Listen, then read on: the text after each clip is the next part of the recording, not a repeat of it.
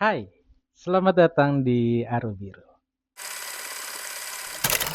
Mens Rea, sebuah tajuk dari special show stand up comedy dari seorang komika besar namanya Panji Pragiwaksono. Belakangan jadi viral karena special show itu ditampilkan di Netflix. Gue nonton dari awal sampai akhir dan itu keren banget.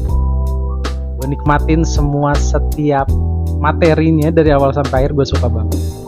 Dan belakangan kemudian yang menjadi lebih viral kemudian adalah ketika berita hari-hari ini memberitakan bahwa Panji dilaporkan ke polisi oleh sekelompok anak muda yang mengatasnamakan ormas Islam terbesar di Indonesia.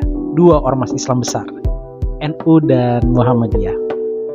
Tapi gue gak mau masuk ke sana karena gue bukan ahlinya sama sekali, gue hanya nonton berita aja.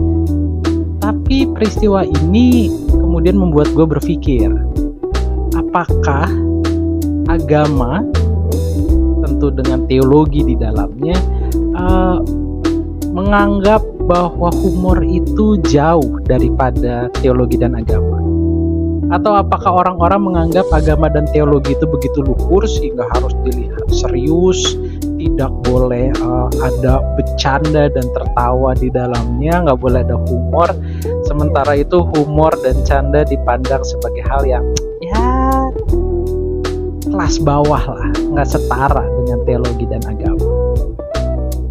Dan hal itu kemudian mendorong gue untuk mencari informasi dari berbagai literatur, jurnal dan buku, beberapa video diskusi di YouTube yang gue temukan yang ternyata gue cukup terkejut, cukup banyak beberapa referensi yang berbicara tentang hal itu. Ada beberapa jurnal, ada beberapa buku, beberapa diskusi panjang ada di YouTube yang teman-teman bisa searching aja dengan mudah, hubungan antara humor dan teologi. Dari hasil penelusuran dan pembacaan itulah kemudian gue menemukan beberapa hal yang menarik. Yang pertama adalah ternyata teman-teman di dalam sejarah gereja pernah, atau bukan tepatnya gereja secara institusi ya, tapi beberapa bapak-bapak gereja memandang bahwa memang tertawa itu tabu. Salah satu contohnya adalah Gregorius dari Nisa yang menuliskan sebuah komentari dari kitab Pengkhotbah yang kemudian menggambarkan bahwa tertawa itu sama sekali tidak rohani karena tidak ada kontrol di dalamnya. Katanya ketika orang tertawa, rahang yang terbuka, tubuh yang bergetar, nafas yang tersengal-sengal, itu adalah bentuk dari kegilaan, dalam tanda kutip, kegilaan, madness gitu ya. Jadi beberapa orang bahkan memberikan catatan kembali mengenai komentar ini yang mengatakan bahwa Gregorius dari Nisa sepertinya melihat bahwa tertawa terbahak-bahak itu adalah tabu, sama seperti gereja memandang seks pada masa-masa perdananya. Dan kemudian kalau kita pikir apakah ini relevan hari ini? Mungkin hari itu relevan, tapi hari ini sepertinya ada yang harus dipertanyakan. Bayangkan ketika umat datang ke gereja lalu umat diajarkan bahwa tertawa itu tabu. Tertawa itu bahkan cenderung berdosa karena kemudian mengeksplor kedagingan manusia itu. Bayangkan kalau umat sudah begitu menderita di luar sana, di luar gereja, ekonomi yang carut-marut, susah cari pekerjaan, sandwich generation mengalami kesulitan ekonomi, banyak orang bercerai, banyak orang keluarganya tidak harmonis, anak-anak muda kehilangan sosok keluarga, sosok orang tua, dan seterusnya. Semua penderitaan itu dialami, lalu kemudian masuk ke gereja, mendapatkan pemahaman bahwa joke, humor, canda, yang kemudian komedi yang melahirkan tawa itu tabu, bahkan tidak sama sekali tidak disarankan karena dianggap sebagai bagian dari kedagingan. Kalau begitu cara pandangnya, rasanya gereja akan kehilangan generasinya. Generasi muda akan pergi, kemudian melihat bahwa kebahagiaan itu memang harus ditemukan. Dari penelusuran itu kemudian gue menemukan kalau begitu bagaimana Yesus di dalam pelayanannya, apakah ada joke di sana? Tidak pernah Alkitab mencatat Yesus kemudian tertawa atau tersenyum atau bercanda. Yesus marah ada jelas catatannya di Alkitab. Tapi apakah sama sekali tidak ada di sana? Rasanya kita dapat menemukan beberapa. Yang kalau kita menggunakan kacamata teori-teori komedi misalnya, kita akan menemukan itu ternyata ada dalam Alkitab. Teman-teman, gue menemukan bahwa ironi, tragedi, absurditas kehidupan itu seringkali menjadi tumpuan bagi berdirinya sebuah pemahaman tentang komedi. Dan hal itu bisa kita temukan di dalam Alkitab. Gue salah satu penyuka stand up komedi. YouTube gue isinya banyak berbicara tentang para komika dan seluruh karya-karya di dalamnya. Review filmnya kah, konten-kontennya kah, podcastnya kah, gue sangat mengikuti mereka.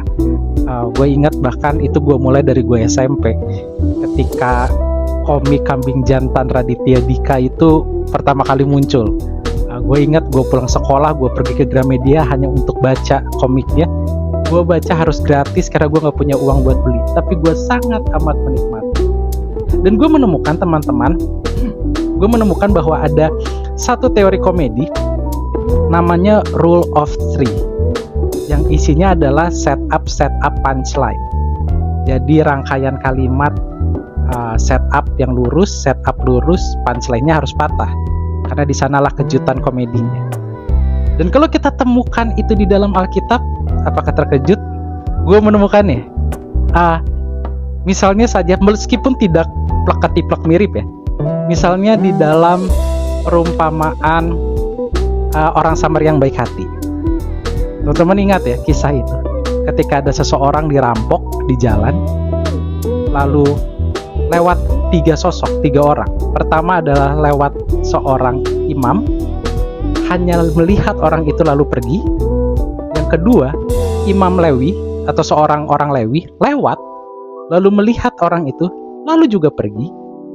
Yang dua ini harusnya menolong, tapi yang ketiga datang orang Samaria yang adalah musuh bebuyutannya orang Israel.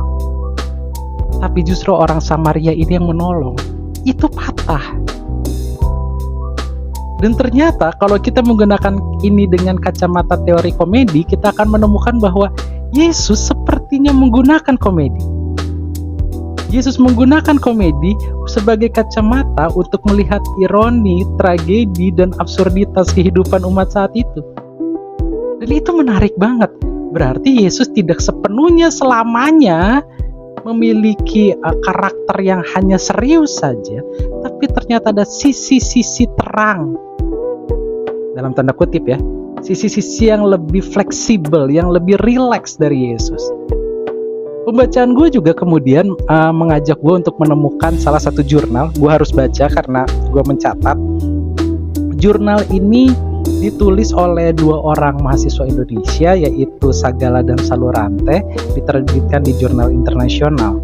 Judulnya adalah A Christian Worldview on the Humor of Jesus and its Theological and Practical Implication, terbit tahun 2025. Dan di dalamnya ada kajian yang menarik yang kemudian keduanya, Sagala dan Salurante, bilang bahwa humor yang diungkapkan Yesus adalah cerminan empatinya pada penderitaan.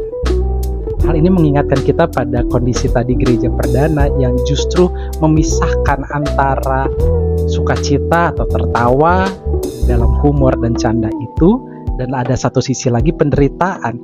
Tapi jurnal ini menunjukkan bahwa Yesus justru menggunakan humor untuk memandang penderitaan.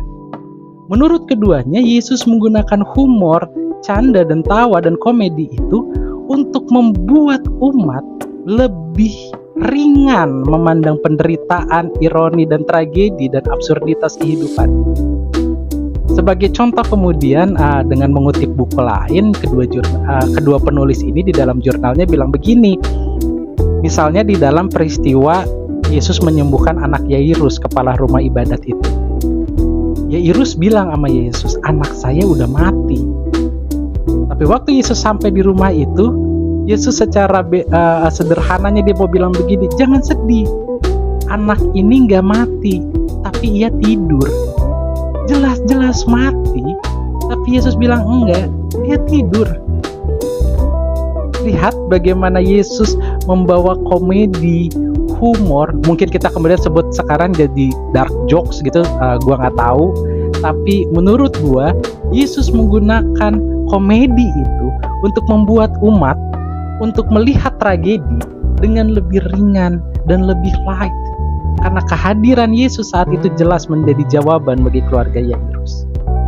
Artinya, humor digunakan oleh Yesus untuk mengajak umat, lihatlah penderitaan itu lebih ringan dan lebih light, lebih sederhana, lebih ringan, tidak perlu dianggap terlalu begitu beban yang kemudian mempersulit umat untuk berjalan lebih jauh.